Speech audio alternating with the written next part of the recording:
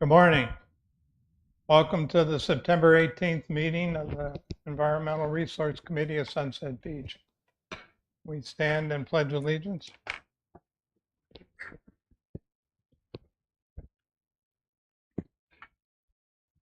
I pledge allegiance to the flag of the United States of America and to the republic for which it stands, one nation under God, indivisible, with liberty and justice for all.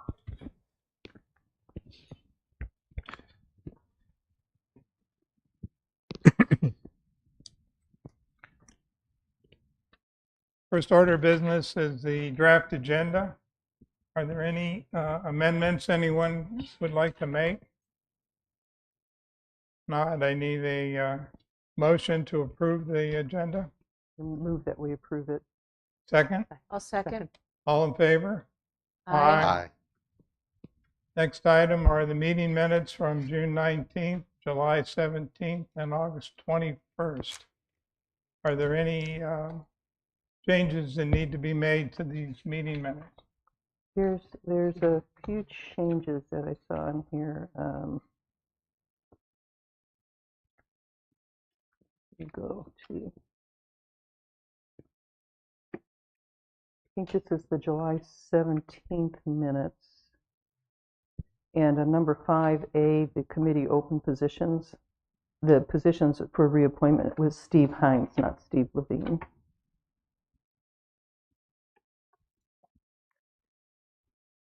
And then on the ones from August,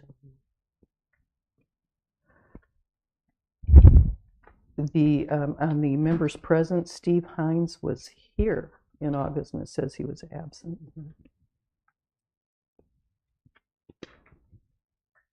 And I do see he's noted other places in the minutes, so and those that seem to be okay. It's just that you should note he was present.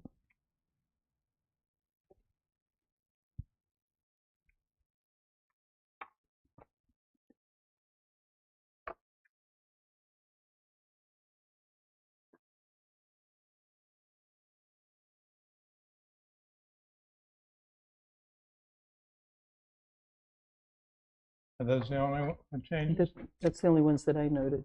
Anyone else find any changes?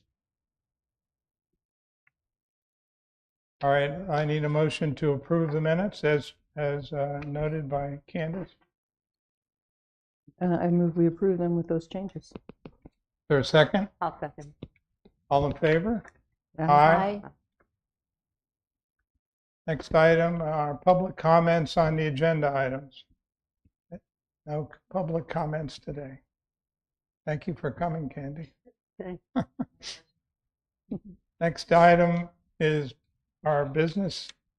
And first item is sunsetted planning. This is our last meeting before we have sunset at sunset on October the 5th. Or is it the 4th? 5th. Fifth. I believe all the subcommittees have been hard at work preparing for this. The hours for sunset at sunset are from 10 a.m. to 5 p.m.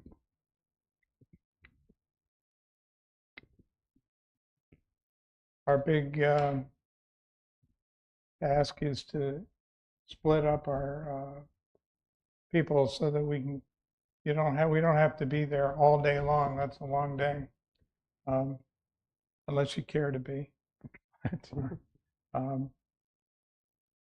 What is the availability of everyone to come and demand the booth? I could do 9, so be there to when we open and help set up, and stay till 11 or 12, whatever we need. Mr. Chairman, if I may.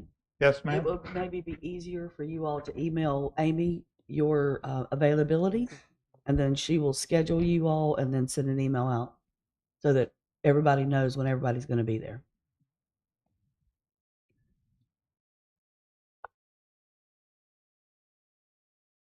Okay, I would like to talk about it now, just to make sure that we don't have any, Available anytime. Steve, you're available all day. You know I'm not here. I could be available anytime, but I'm more of a morning person, but I could be available anytime.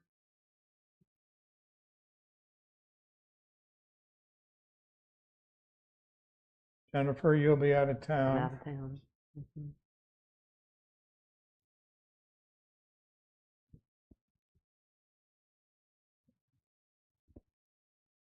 And Mila's supposed to be back by then. She said she'll be back, and Steve. And And she'll be Steve, back, but I don't know his hours, what hours he'd like.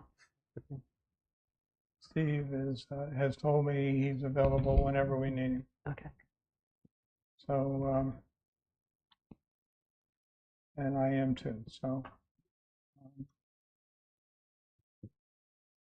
why don't we all do what Lisa suggests, and we'll email Amy and let her schedule our.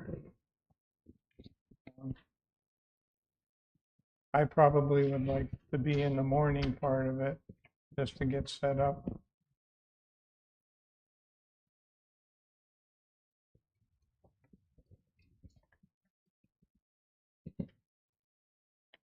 Is there? When we met with Amy, she's kind enough, our subcommittee, the Green Recycling Subcommittee, met yesterday to go through our plans, and Amy was kind enough to step in, and she said that they are going to have everything set up in the park on Friday, and that we could bring our things over Friday afternoon and store them there as long as the weather's good, so that we don't have to do all that drop off Saturday morning.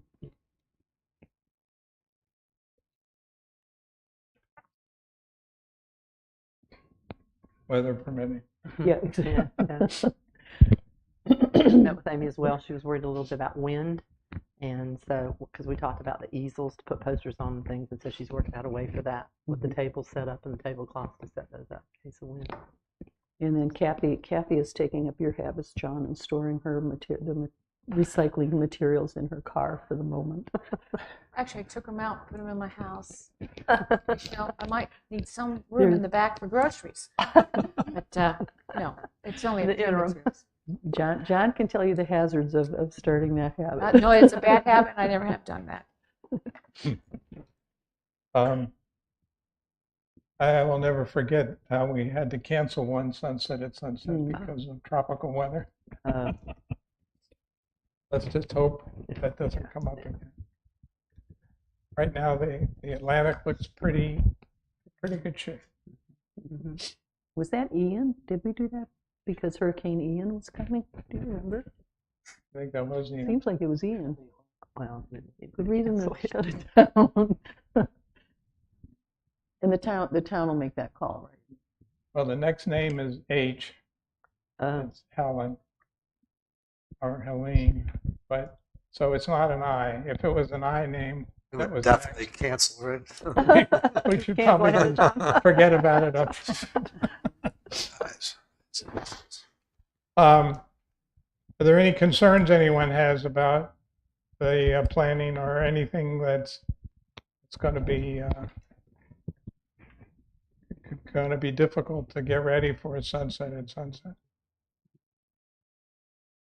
We can talk about the recycling guides when we get down to the recycling subcommittee. But if we want to print up and have copies of a Sunset Beach recycling guide, I have to update the final draft of that, and then we should be able to get that done. There's plenty of time for that. Okay. Subcommittee reports. We'll start out with these climate. Alan, would you put up the slideshow?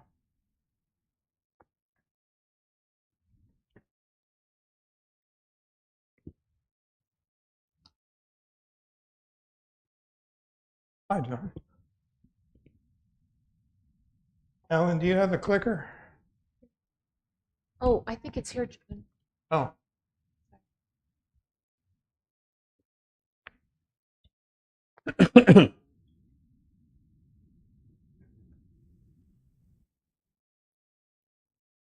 See if it's turned on. There's a slide switch on the side.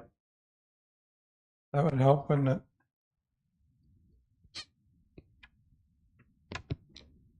Okay. I was trying to figure out what to talk about for the unnamed tropical storm, what they call the potential tropical cyclone 8. And I found this picture from the National Weather Service that really shows what happened over the weekend. The worst of the storm was out on the Southport, Carolina Beach area, and up in Bolivia. We were lucky. This was a near miss for Sunset Beach. At my weather station, I measured 2.85 inches of rain for the 2 days of the storm. And that is very close to what the other 2 stations in Sunset Beach measured. You get out to Carolina Beach, they had over 20 inches of rain. Southport had almost 20 inches of rain. Getting closer to home, Holden Beach had almost 9 inches of rain. And so we got off very lucky. Bolivia, another dark red area, they had almost 18 inches of rain up there. The problem with that much rain in that short a time period is that it overwhelms your stormwater system. It can't handle that volume of water, and that's why they had such bad flooding in Carolina Beach.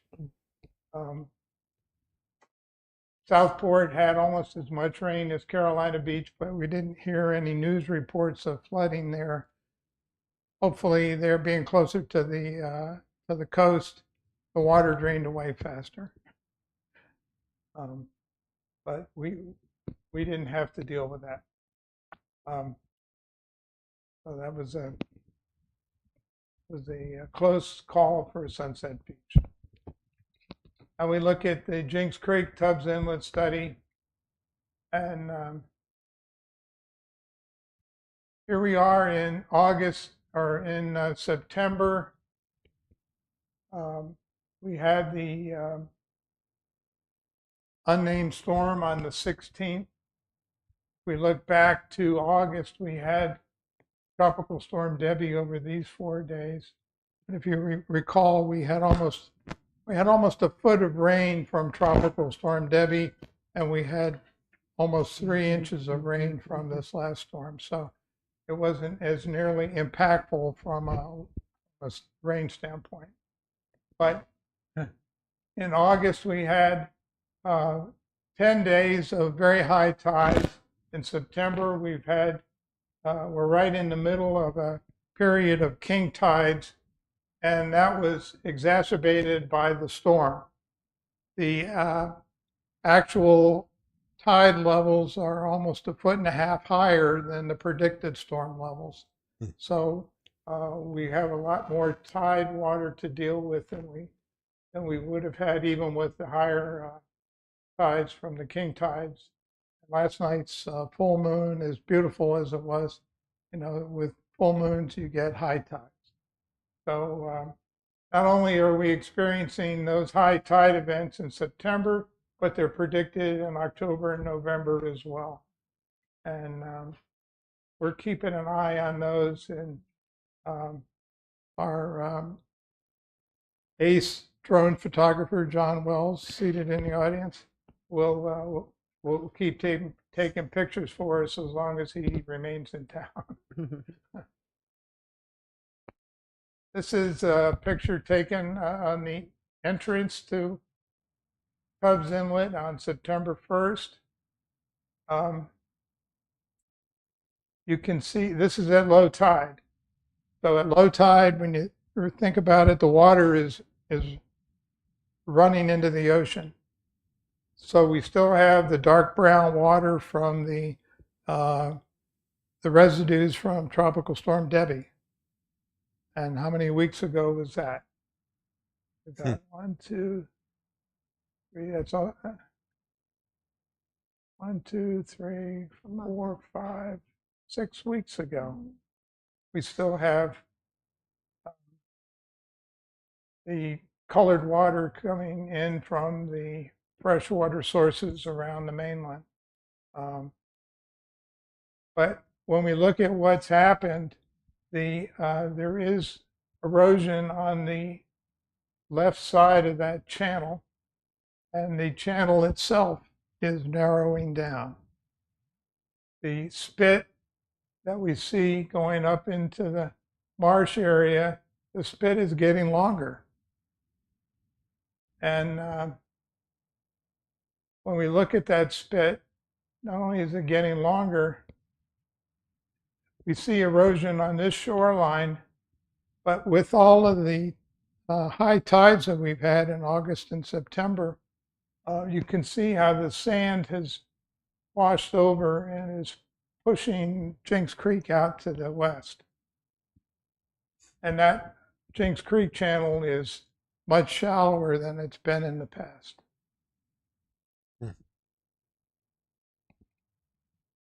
When we back up and look out over the town, we can see that this tidal delta here has gotten bigger, and the elevation of the sand in that tidal area is rising high because of the sand that's washing into that area. And we have these marsh islands of grass that are growing along this line in this area. A year ago, that area of grass was just a little bit bigger than that one right there. So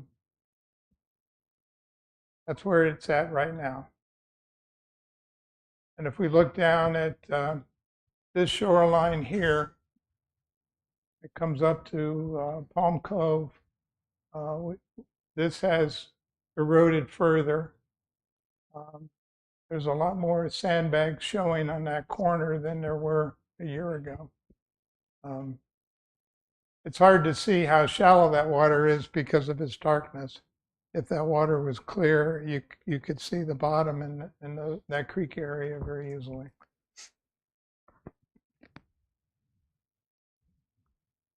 Now, one thing that dark water has taught us, or has helped us understand better, is what happens when the tide comes in. When the tide is out, all of that water is brown. When the tide comes in, we get fresh seawater in those creeks and in that area behind the island. And we don't have a picture of it at high tide to show it, but I drew up this map, and the brown water on August 25th, the brown water was showing all in this area. And this is all at high tide. And at high tide, the waters come in, and all of this blue area is quote unquote ocean water, is clear. The brown water is brackish. It's more characteristic of fresh water than it is seawater. So what does that mean? It means that the tidal water doesn't have as much force behind it to flush all that water out up into the intercoastal waterway. What's the source of the brown water? Calabash River, or where's it come from? Comes from runoff all over the mainland. Okay. It comes from Calabash River. Actually, we believe it probably comes up from the Waccamaw River, and we believe it also comes down from the Cape Fear River. If you take your boat to Ocean Isle, there's like past that marina, the water gets clearer. Then when you get over to Ocean Isle, the water is clear on the waterway. So they don't have the same situation as far as like the brown water. Well, we don't understand it completely. But this event has helped us see that there's something going on there that we don't understand, and we're trying to find out. Now, yesterday, John Wells shared with me that he was out in a boat, and this was all blue water up to the connection to the ICW. So now this on August 25th, that was a period of relatively, I'll say, low high tides. The high tides, where yesterday we had the king tides, and we had the higher than king tides because of the storm surge.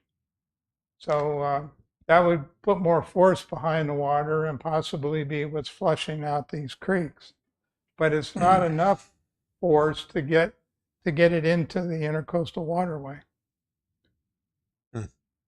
So it's just an observation we have. We can't explain it completely, but we think it's important to talk about. So this is a summary of our observations on our study in Jenks Creek. The channel has migrated eastward beyond Palm Cove. The flood tide delta has grown in area, elevation, and weed cover is growing. In Tubbs Inlet, the channel is moving westward toward Sunset Beach, and the creeks in Tubbs Inlet are filling with sand. We believe that the tidal prism is diminishing. The tidal prism is the volume of water that flows into the inlet. And the ebb tide delta has grown considerably, as the photographs show. So this is a quick summary of our study.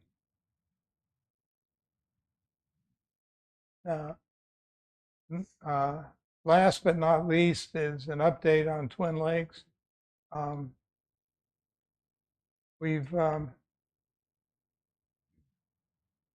had the grant assessment of Twin Lakes. We haven't got any reports back on any of the results of that testing. The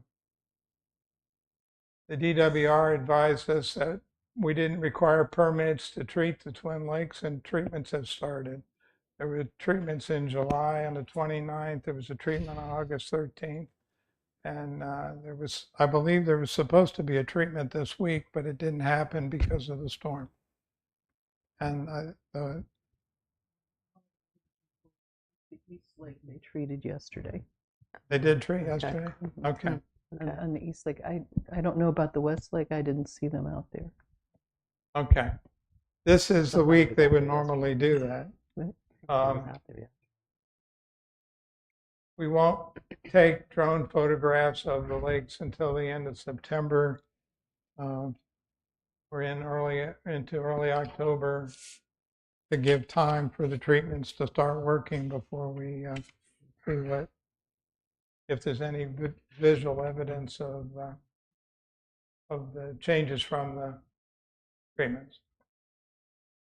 What the ERC needs to continue to work on are free research grants for conservation and graduate study programs, and Jennifer's been doing a lot of work on that. And we need to constantly be looking at best practices for conservation and maintenance on the Twin Lakes.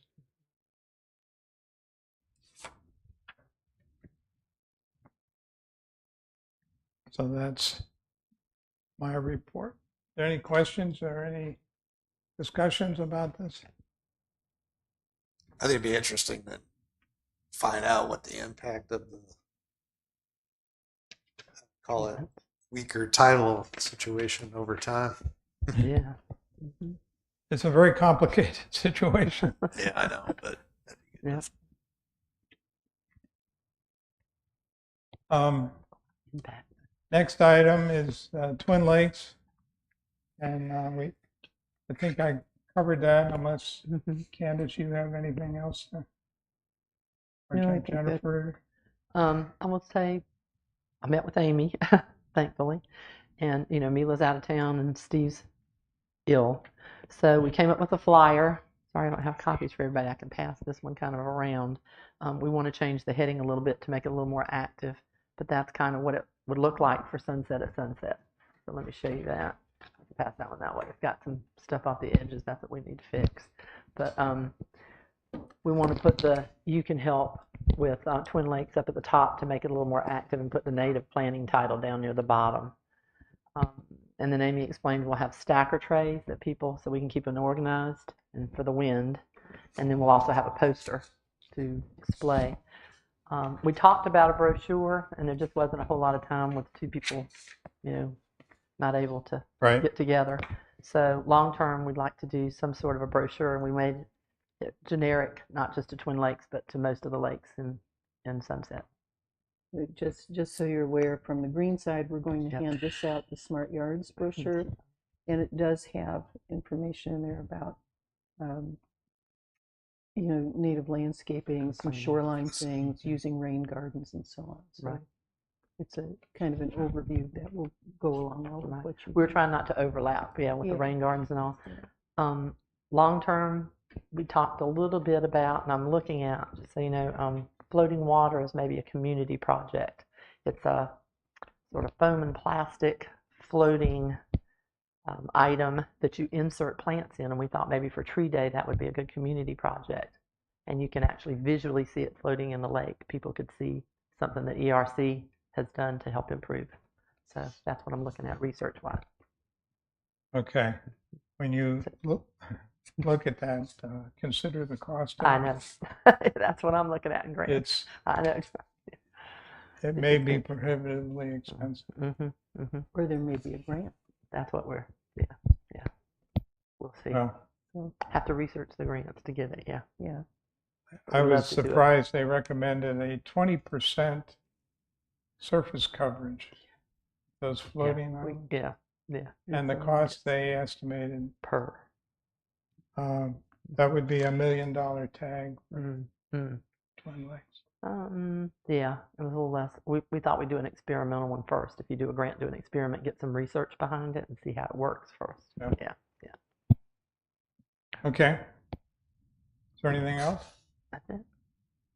Oh, I do want to say, I talked to Mila. She had a neighbor get in touch with her actually, saying that they saw some golf course maintenance people dumping clippings in the lake last week, and she thought that would undermine what we're trying to do. So she really wanted to bring that up.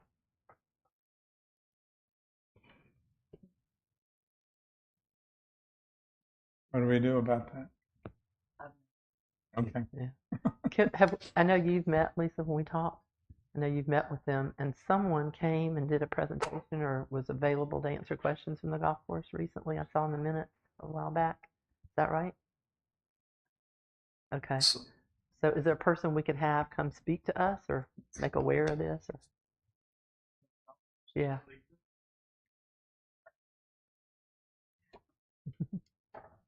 That is a private business. Uh-huh.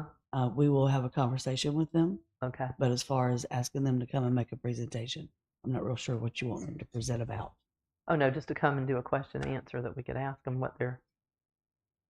maybe what herbicides they use, or are they aware that those people are dumping grass in there? I would recommend that in a public forum.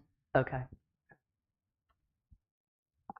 I think those things with private entities, we need to let the town deal directly. Well, that was, sort of, Mila was concerned. She was like, we can do all that. If they continue to do that, what do we do? So, okay. That's why we have town people to Yeah, help us. that's good. Yeah. And I think, kind of in conjunction with that, I know you reported that the cart path flooded with the last storm between the two lakes, and that the drain, that culvert or pipe or whatever, had been clogged. And so this may be something that I know the town went in there and worked with them to get that cleared up. So They did, right? yeah. So luckily we have allies in the town that help us. Well, again, that cart path is private property. Yeah. And That's if that right. washes away, that's the golf course's problem, not the town's. But the town was There's kind also enough. the road there. Is that privately owned? That Twin Lakes Court or whatever that is. So these 'Cause plants on here, there's a road and houses back there. these are the ones recommended to put around ponds. Huh? There is houses back there, and I'm not Any sure more- if that's a town road or not. I don't. Yeah, I don't You know, know. we've got 41 miles of town roads, and Yeah. unfortunately, I don't have I every know, one I of know them. Lakeshore is, I committed don't, to I don't memory. know. Is it town road? I don't you're know. saying?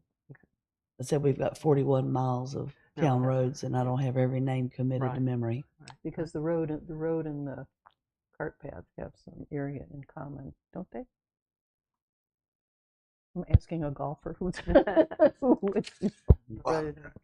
I'd be willing to bet though, like they fertilize the golf course and all that runs into those creeks, lakes by the ton. Mhm. Unless they use some type of biodegradable fertilizer. Mhm.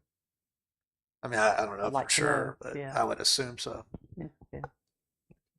So they have a pretty big shoreline. I played golf there. They have a pretty big shoreline. It goes all the way around the lake. Yeah, the golf course pretty much surrounds it. Yeah. Yeah. Well, the lake surrounds the golf course, Hmm. but, The courses are private though, so that's the issue. and the course has its own stormwater ponds, which flow into, will flow into wherever they flow into. I'm not sure. Their big, their big pond along Shoreline Drive overflows into the ICW. But they keep that water clean enough that they can irrigate with it. Oh. Okay. Anything else from Twin Lakes? I did want to answer your question, Steve. You were asking about the plants at the bottom of the flyer. Yeah, what we had to wait a little bit because we wanted a recommendation from North Carolina State University because Co-op Extension had a pretty good site, and you'll see the QR code at the bottom. She was able to put that on there, and if we can do a bigger one, great. If not, that's fine. But these are the ones that they thought would be most successful in our area. So that's what I was waiting to hear about locally. If we're going to put something on the flyer, I want it to be something that has a chance of being successful growth. That's why. There's several Who of them. created this? We did. NC State University's website. They And were Co-op the ones that Extension. created that for us. Well, it's from their website. Okay. We asked for information from their website that we could use for a flyer, and then Amy and I put this together. Okay. Okay. There is a question in my mind with Twin Lakes about the who owns the property along the shoreline. Shoreline. Yeah, we do. The town owns the property of the lakes and around them. Okay. There is an easement around the lakes that is town property. That's part of the As part property of the that was lakes. turned over from the gorge. Correct. And that's Okay. a 3-foot easement? I have no idea. Okay, because for mowing, they were saying mowing, stay 3 feet away from the shoreline. That would really help with the grass going into the lake. But if the town owns it, I don't know that you can ask residents to really do that. I'm sure they're maintaining it now, but thank you. Well, it's a right of way, just like a road right of way would be. An easement.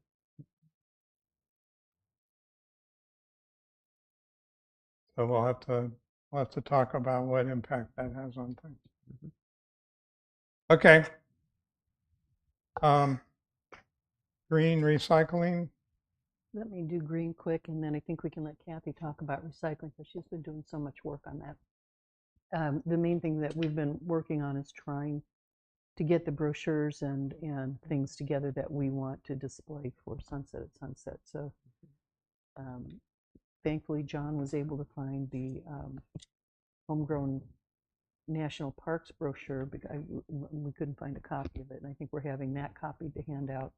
I found a nice handout for the, and this kind of goes with the next item, the National Wildlife Federation Certified Wildlife Habitat. There's a nice brochure that they're copying for that, and it has the information on how to, it talks about it, the things that you need to do, it gives you the little checklist and the application form. So all of that's in there, and we'll have those to hand out, and then I think we can follow up on that at Earth Day, Arbor Day. And and then the last one is the Smart Yards, which kind of focused on how we can landscape around here to help with stormwater management and pollution and erosion.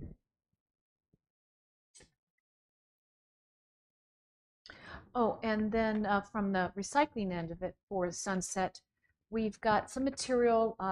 Candace had talked with Rebecca Ladson, who is the Brunswick County Solid Waste Coordinator, as well as she's in charge of Keep Brunswick Beautiful. So I spoke to her also, and she was able to gather some, I'll call giveaways and information items for us that align with recycling. We can pass those down. There's a little, what do you call that?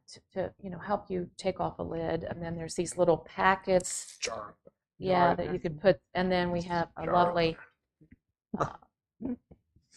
card for your book reading. Oh, I like that. And then what we really did get from her were some pencils and some that we could also give away, as well as some brochures that are the official Brunswick County recycling. I also did a little bit of homework by reaching into DEQ information online about the landfill, the transfer station, the recycling, the Sunoco recycling. And we did find, you have it in front of you, information from Sunoco Recycling, as these are the materials they're accepting. And so the staff was kind enough. Amy is getting a big poster board for us. So it'll be a great visual that we can have at Sunset and refer to, because one of the things I think we want to try and do is educate those that stop by what to put in your recycling bin so it will make it through the recycling process. Obviously, the big item is no plastic bags, keeping the material clean and dry, and then looking at these are the plastic items, the metal, the glass, and the paper that are acceptable, as well as keeping out of your bin those items that clearly are not recyclable. And you can see a long list from, obviously, people put in a variety of things from batteries to bowling balls to food waste. So we want to keep those items out. We want to keep the material that's going into the bin or at the drop-off sites clean and dry and no plastic. So we do have brochures. We have the visual. And so a couple of the materials that the city had saved from last time were those wonderful magnets. So we've got the magnets, we've got the brochures, and then John, I think we're working on, for those that want to know a little bit about more where the recycling material goes, John's working on a brochure here. We may fine tune it over the next day or so, but we can also have that additional information available. The final item we put together is a very short recycling survey. You have it in front of you. Our emphasis will be, if folks want to stop by and fill out the survey, that'll be great. The staff has got us little clipboards. The staff's going to take the survey and make sure it fits on the right paper so it will fit on the clipboard. But again, it's just, are you a resident of Sunset Beach? Do you recycle? What kind of recycling is at home or a drop-off? What materials you recycle? Do you know what you can recycle? And then, if you have challenges, what kind of challenges you're facing, just to get a general feeling of what we're seeing out there. We certainly will be able to get information from the town as to how many folks have the carts and how many are being used, etc. But we thought this was an opportunity, as we see folks come through, just gathering some information. It's not scientific by any means, but I think we'll get some good information. And if a few people fill it out, it just gives us more knowledge about what they're thinking and how we may help in terms of their education. So if you do have any changes, get them to me, because we do need to get this to Amy so she can finish it up. I think that's it. Steve, you've been helpful, as well as Candace, on what we're doing. Anything I missed? No, I don't think so. Okay. One question that came up, and we've got the right person here to answer it. The contract for Sunset Beach's recycling, how does that work? Because there are questions on what things can we work with, or who do we talk to about certain things? How does our Our recycling contract with Waste Industries, or GFL, We negotiate annually for a reduced rate for our recycling program because we administer the program. That's where the applications come out. And then we, as one voice, coordinate with GFL of who needs a cart, who needs a cart picked up, whose cart's broke, whose cart needs to be replaced for the entire year. And so the town is negotiating directly with GFL. Yes, for a reduced rate.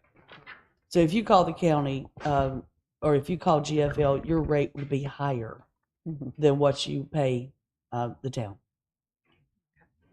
And we do that annually. Thank you.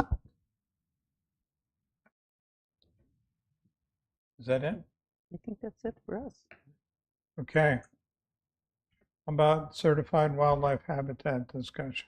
Is there anything we could be discussing now? I know our emphasis has been preparing for sunset at sunset. I think the one thing there, John, that might help us is, because I think the Green Recycling Subcommittee would like to work on this, is this something that the town would like us to pursue to get the town certified as a national wildlife town, whatever it is we have to do. Do we have a direction to do that? I don't know that we have formal direction, but I have had this question or this activity brought up to me by one of the town council members. I know there's interest. Do we need to go back at one of the future meetings? Because it's something that if it's something that we would like to do as the town, then as we get ready, because right after we finish Sunset at Sunset, we have to start jumping in on Earth Day, Arbor Day activities. And so we would like to look at this, and how we present it, I think, will depend on what direction. Are we providing information about the wildlife habitat? We are. We've got a, I don't know if you've seen this. I might have sent you an email file, but there's like a 4-page brochure that we have. It's in color. Amy has it. She's printing it in color. My printer will only do black and white, but it's kind of about, I'll pass it down if you want to take Okay, a so look. this will be passed out at sunset at sunset. Right. But if it's something that the town is interested to do, then I think we could look at for Earth Day, Arbor Day, how many homes do we have to have signed up, and we could actually maybe get people saying, hey, I'd like to try to do it, and start keeping track. Okay, so we're going to plant the seeds at sunset at sunset. Exactly. And then we'll continue to work on developing the program, In accordance with the including town's that direction. in Earth Day, Arbor Day. Right. And trying to see what interest we get from the community. Personally, I don't know that we need a directive from the council to do this. If we find out that we can get enough people interested in doing it and it happens, that would be great. I don't see a town cost associated with that, so No. I don't think you would need formal approval to move forward. If we were trying to, kind of like Tree City, although that has costs associated to say we want to become certified as a town, we can just go ahead and do that. If there is once you get down the road, if there is an associated town cost, then we would need to talk to council at that point. I think there is some kind of application fee, but that's the part we'll have to research more if we would like to pursue doing that. But I don't think we have to decide that now. We've got the information. We're going to, like you said, plant the seeds and start educating people, and then pursue it further at Earth Day, Arbor Day. Okay. Is that a percentage? I seem to remember reading that it's a percentage of your community that has to participate or whatever. Quite honestly, we haven't looked enough into that to Okay. know. I think John had mentioned that there's some number of homes that you have to have, Is it? but I don't know if it's a percentage or just a absolute bottom line. You have to have this. The National Wildlife Federation has set a target for communities, and if you exceed that target, then you get a community certification. But I don't know that there's a reason behind it. It's just Okay. more political than technical. Okay. It might help, just as an aside, that designation, what would it do for us? I think with granting, it might help to say we are one at some point, environmentally, for the benefit of it, just to have the title. That would be my thought. Right. The more designations that we can get help us with all of the parks and recreation related grants that we go after. So definitely we want to look for any designation that would fit into those categories.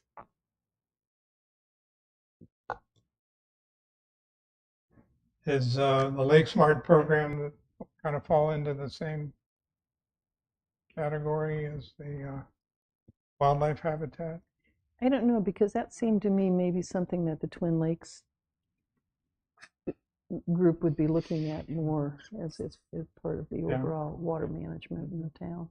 And with I liked what they were doing. Yeah. Yeah. And North Carolina has some statewide programs that look at the lakes. They've got one where they actually monitor them from space and coordinate it with reading at the ground level and keep track. So there's some interesting things going on. But That's a branch of this Lake Smart program. I actually spoke to a lady in New Hampshire and Texas with the Lake Smart program. They have national conferences. There's one in Arizona coming up and that kind of thing. And papers, formal papers. A lot of it is toxins in the water there and that kind of thing. And they also rainfall issues. But North Carolina has one. I haven't been able to get in touch with that branch. So you're right. We do have a branch of it. Yeah, there's some interesting things. That's as far as I've gone. Okay, so we are working on it, and that's good. I didn't realize there was a national program, but not surprised.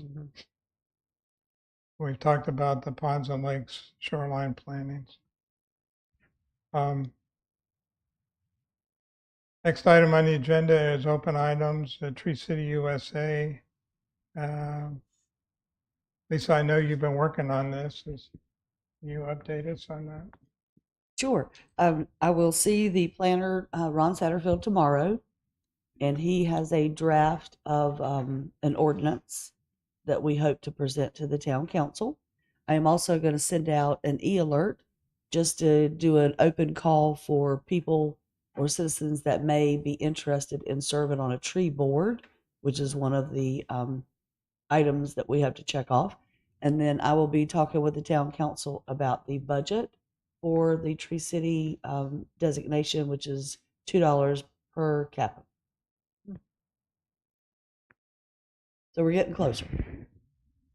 Good, that's good progress. Thank you. And then the next item is Earth Day, Arbor Day. As Candace said before, once we get through sunset at sunset, we need to start working on that. What's the date for that? Just off the top of your head. Earth Day, Arbor Day. I don't know if we picked the final date. We've been kind I of think going it's back. April. The official date is April 22nd is Earth Day. Okay. But, people No, do it it's- that week. And Anytime Arbor, that- Arbor I just Day didn't is see a in the minutes different what we day. were doing. It's the following week. Yeah. Okay. Arbor Day is. And then North Carolina, the state has a different day, and I think that's what we used this year was the North Carolina day. The state day is in May, Okay. or in March. March. And then part of the discussion was what week, do we do it on a weekday or do we on a Saturday? So Right. lots of stuff to talk about there. And again, Amy has already got this on her radar. Okay, good. Planning to meet with us Yeah. I think this year, though, we want to get involved and have everything done earlier. early Earlier.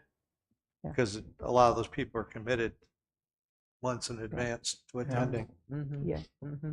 That's why I'm saying is once we've got sunset at sunset out of the way, we got to jump in and start with Yeah. Earth Day, Arbor Day. That's what I was asking. I saw April and I went, oh. You may want to add a preliminary discussion for November or December agenda for Amy to come and you all, because she came and we preliminarily talked about changing and making it more of a event than it has been in the past. But I don't think we ever had a follow-up discussion with that. Oh. So I think your October meeting is going to be too quick for Amy to be able to transition from sunset into, and at that point they will also be working on their beach reports to present to the town council in December, which will encompass the concerts, the markets, the park events will also be included in that report this year. So you may want to look at either November or December, inviting her to come and have a more detailed discussion, and you all maybe present your ideas to her so that she can have maybe an outline for you and look at making it a much bigger event. Okay, so usually after Sunset at Sunset, we have a discussion about lessons learned and what we want to do for the next year. So we'll do that in October, but we can have some preliminary discussions amongst ourselves about Sunset at Sunset. And then in November, have a just review with Amy. Does that sound good? Yep. Yeah. One thought I had too was December's meeting is the week before Christmas.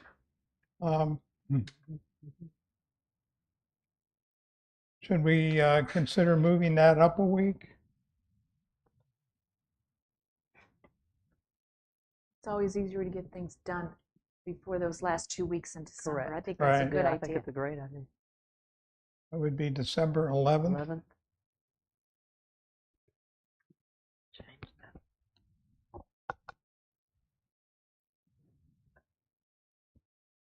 So that's great. Board of Adjustment normally meets on the second Wednesday of the month. I don't know that the Board of Adjustment will meet, but if they would need to meet, they would meet at 9 o'clock on that day. So if you are going to move it to that day, you'll need to move it to the afternoon. I don't have a problem with the afternoon. Afternoon. Fine with that. With that much notice, probably Yeah, it's I okay. think I'm okay. Should we, so say the 11th at 2 p.m.? If that, everybody can do that. Do I have a motion that we move the December meeting from the 18th to the 11th at 2 p.m.? I'll make a motion. Is there a second? I'll second that. All in favor? Aye. Okay.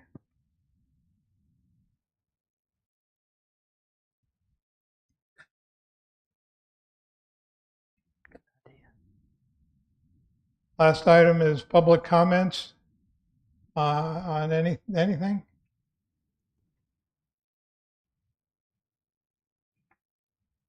My name's Candy Fogel, and I live at 509 Lakeshore Drive. Lisa, perhaps you can address a couple of questions I have. Now, it's my understanding that the town has already approved a number of aeration devices for the East Lake. When can we expect to see those operational? And secondly, if you have looked at the West Lake lately, it's way worse than the East Lake. And is there an opportunity for the West Lake to get some of those aeration devices placed in them? I think if we could move some of that water, maybe we could eliminate some of the algae and the pondweed that is accumulating in these lakes and making them really, really unsightly. Okay. I'm sorry, I should have updated that. I apologize. The aerator will be placed into the East Lake either at the end of this week or the first of next week. The West Lake, there's no budget for the West Lake for an aerator system at this point. Okay. We'll take your questions under advisement. The town practices we don't discuss I know. at this meeting, but we can talk about it. And I have a question. If I, as a citizen, wanted to place my own aeration device behind my house in the lake, do I need to ask permission, or shall I just go ahead and then ask for forgiveness? That's all I have for now. I appreciate all your work again. Thank you. Are there any other public comments? And that concludes our meeting. Do I have a motion to adjourn? Move that we adjourn. Second. Any second? Second. All in favor? Aye. Aye. Thank you.